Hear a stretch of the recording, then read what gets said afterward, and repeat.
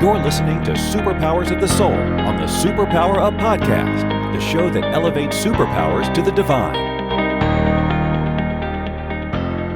Hello, everyone, and welcome. This is Jennifer Urezzio, superpower expert and founder of Soul Language, and this is Superpowers of the Soul. And today I'm with Tobin Crenshaw, and we're talking about the spiritual needs of powerful change. Hello, Tobin. Hi there. Thank you for having me. You are so welcome, and it's so nice to meet you. So I always like to start with the question about, what do you consider the superpower of your soul? I would say for me, it's probably curiosity. I've always just wanted to know answers to the big questions. So I've always sought that out, whether it's going to school, finding the best mentors that I could find, studying as many books as I could find on whatever it was that I was researching. So just curiosity, wanting to know what's the best answers for helping people make positive changes, how they can incorporate that into their life so they can live the way that they know they're destined to. Fun. I love curiosity. I'm always asking questions. I'm always asking my clients questions. And I think that, you just need to ask a question and the solution will appear. So, we talk a lot about sacred purpose on this show, and how sacred purpose is what you're profoundly here to experience and then offer that experience to others. With that kind of definition, what do you consider your sacred purpose? I think probably my biggest purpose is helping to teach other people how to truly have freedom, whether that's in their spiritual life, in their personal life. It's understanding the difference between, what is faith versus maybe a traditional practice of religion. I use a lot of stories to compel people to see things that may seem impossible can become possible. So trying to just show people that there's always an answer for whatever that they're trying to change in their life, or if they feel stuck, there's always a way out of that. And so my purpose, not just to be a teacher, but experiencing that myself, just having breakthroughs in my own life, seeing the change that can happen in a moment when somebody comes to that place of decision where they decide, they'll no longer settle for how things are. And just wanting people to see, again, through a lot of stories that I share, that even things that seem like a mountain can never be moved, that truly anything can become possible. I love that. So you kind of hinted there a little bit about how your sacred purpose reflects in your work. Can you talk a little bit about that? Can you talk about, how do you serve your community? What does that look like? What does that feel like? I work in jails as well as courts on a regular basis. And so I try to just be compassionate with the people that I come into contact there. Also, though, every week I'm a minister, so every Sunday I'm teaching, whether it's during a worship service. We also have a radio program we host every Sunday. And so trying to serve people through the messages that we share about grace, forgiveness, new beginnings, and trying to just show people, again, that tremendous things can happen when people just have the smallest amount of faith, or they come to a place where they're just ready to make a change and they make a decision that today's that day. So serving people through resources that I share on the radio, as well as writing. And I've studied with people like Tony Robbins, Chloe Madonis, to try to get some of the best coaching for mentoring for myself.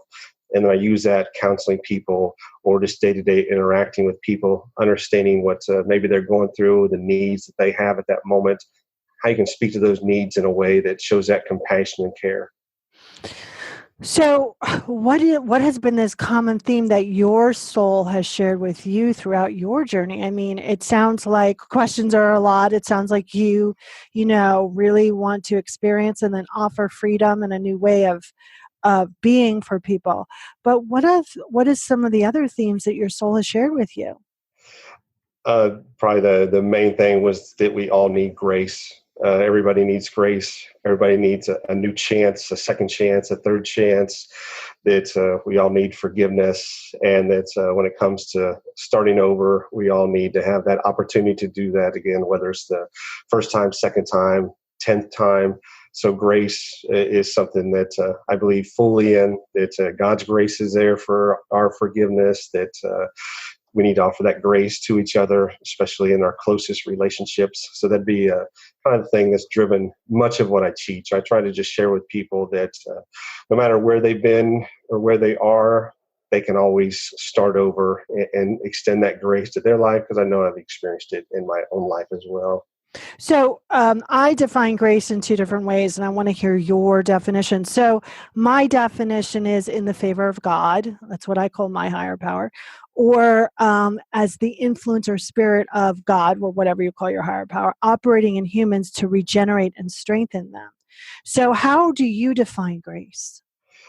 I would actually agree with both of those. I more commonly use it as a favor, divine favor that's not earned. It's something that's freely given, that God is love, and that grace is there. So it's something that is favor that's free, that you don't have to try to earn it, so you can't really Or earn pay it back or anything. Yes, Yeah. absolutely. Yes, absolutely. So before we do our break here, let everybody know how to get in touch with you.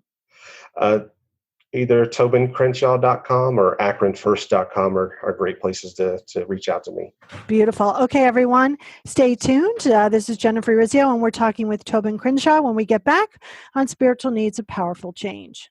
Hello, everyone. This is Tonya Don Rekla, Executive Director of SuperPower Experts, and we want to thank each of you for making SuperPower Up the #1 podcast network for personal development and spiritual growth.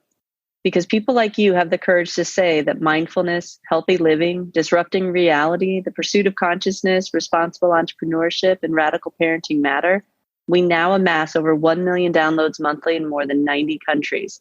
Our numbers keep growing because there are far more people willing to live divergently than mass media wants to acknowledge. For you, the change makers, the light bearers, the way showers, we say thank you. If you're ready to take the next step in your evolution, go now to superpowerexperts.com and take the Superpower quiz. And as Neva Lee Rekla, our youngest podcaster, likes to remind us, remember, we all have superpowers and we can change the world. Welcome back, everyone. I'm Jennifer Urezzio. This is Superpowers of the Soul, and we're talking with Tobin Crenshaw today about spiritual needs of powerful change. So why does it, I'm going to put this in my language, and we might have different words for different things, but why do you feel that there's this calling, this longing for us to be more connected, for our souls to our humanness to let go of pattern and be more whole and complete? Why do you think there's such a drive in humanity for that? I believe that it would be just part of that divine spark that's in everybody. So it's part of how we're created. When we're born, we are also then at that time experiencing that unconditional love. And so I think we're always trying to get back to that time when, we're a baby. You don't have to do anything. You're just loved how you are. And all the people around you, they pay attention, and they're always trying to seek to meet your needs. And so that's ingrained in us. It's not till we get to a little bit older we start to hear people say no, or there becomes an expectation that you have to perform a certain way to get approval. Right. So I think that it's always there from the time that we're born. It's part of how we're created, but we experience that most at that time when we're an infant, and that memories, I think, carries on throughout the rest of our lives. And so we're always trying to get back to that place where it was before we felt we had to earn acceptance or do something to receive love. Yeah, and I would take that out further. I would say it goes way beyond that, right? It goes back to the moment we were part of all that God goo, of really feeling in that consciousness of love, one with everything. I mean, if you're lucky, you have the babyhood that you described, right? But that kind of knowing is always inside of us, of being in that total oneness, that totally being held, being loved. And I think we spend a lot of time trying to recreate that and reconnect with that. Absolutely. So what do you feel, and I have a kind of feeling of the way you might answer this question, but what do you think, if we're going to do kind of one or two spiritual practices that create powerful change, what would you recommend? So studies have shown, I'm sure we all have some practice of prayer in our lives, but studies show that if you're looking at deep human relationships, especially husband and wife, prayer is the most healthy thing you can have for a marriage. So whether you're an individual or you see the studies on marriage, prayer is definitely the central thing. However that is practiced in your own life, to connect with that higher power, to connect with God, to do it from your heart, and to do it with sincerity. And so it's not just something that helps us thrive personally, but again, you can see studies in marriage that it's the most healing part. It separates people that might be reaching a place of divorce. It moves them away from that and brings them back together more than anything else. The studies show that our divorce rate's about roughly 50%, depending on the studies. But when you look at couples that pray together, that becomes a fraction of that percent, because the prayer helps to bring people together. That's the first thing. The second thing is just a daily practice of gratitude, and to do that not just in a moment, but to take maybe 5 minutes until something that you actually feel. And so for me, it's something I learned with Tony Robbins, to just stop and say, what are 3 things that I'm grateful for that happened in the past 24 hours? And then to stop and say, what is something that I'm proud of at this moment? And who is somebody that I most appreciate today? And think about something that's a humorous moment, or something that's made me laugh, or somebody that made me laugh out loud. And then to just feel in that moment, really in your heart, appreciation, because appreciation drives out all fear.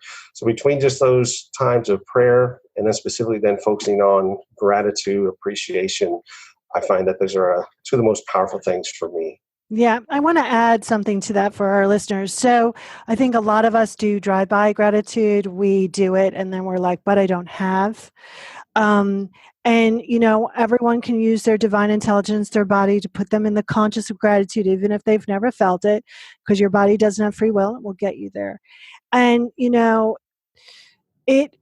it shifts you from fear to love. That doesn't mean that you won't ever experience fear again, right? But, Right. It does create that shift. It puts you in a different level of consciousness. And again, like Tobin said, you have to feel it in your heart for that shift to occur. And I think that so often, we're looking for those things to be grateful about. And I think, as you're describing here, there's also a deeper practice of just pausing and going, okay, I'm just grateful for being, and for, being connected and feeling the one with everything. And I think if we do that just a little bit more, I think that would give us a better foundation, and we wouldn't experience a lot of the fear we do. Would you agree? Oh, absolutely. And I share with people, magic moments are wonderful. And when those happen, to stop and to celebrate that too. But in gratitude, it can also just be being grateful for your heart that beats 100,000 times a day without any effort on your own part. It could just be thank you for, water that's freely available, where in other parts of the world, it's not so easily available. It can be anything at all. Beautiful. So as we're wrapping up here with the last couple of questions, again, give out that website address. I know it's your name, but let's say it anyway. Sure. It's TobinCrenshaw.com or AkronFirst.com. Beautiful. So if there's one thing that you want everyone to remember from our conversation today, what would that be? It's truly, again, that no matter what a circumstance may be, to find a model or a mentor of somebody that's been in an impossible situation and they found their way out of that, and to see that if something like that can happen for another individual, it can happen in your own life as well. So if you look at somebody like Ken Gobb, has always kind of been somebody that's spoke to me. He was a musician, and he reached a point in his life where he felt like that was not something he was reaching people with anymore. And he was getting ready to give up on that dream he'd been doing. He's traveled the country and would sing, and he was ready to move on from that. He was actually with his family and the band. They were traveling, and they stopped at an exit. Everybody else got off the bus to go grab snacks at a gas station, and he stayed on the bus, and he was getting depressed because he felt like his life was having no meaning. And after sitting on the bus for a few moments, he got tired of feeling bad. So he went to the gas station himself, and he was walking past a payphone, and it rang, and he picked it up, thought it was a joke. They said, "Is this Ken Gobb?" And he said, "This is a funny joke." But they said, "It's not a joke, it's an emergency." And another voice came on the line, and they said, "That's him. I need to talk to him." And what he found was this was a woman in California. He was in Dayton, Ohio. She was suicidal. She was getting ready to end her life. And she just said, God, I saw a man on TV. I liked his music. Let me talk to him. I won't take my life.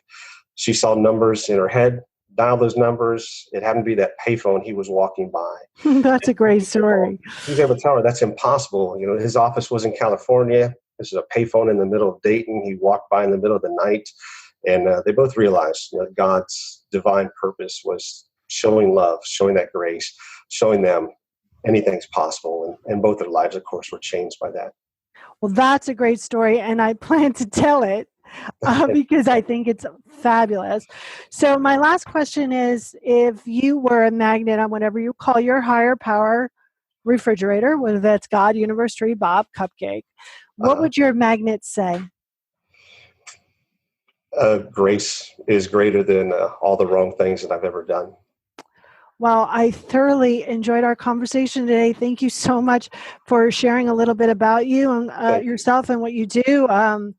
I got a great story and I was thoroughly engaged. So thank you so much. Thank you very much as well. Thank you. And if you liked anything you heard today, you can connect with me and all the other experts in the Superpower Net at superpowerexperts.com/the net. Don't forget not just to find your connection, but be your connection. Are you ready to discover your superpowers?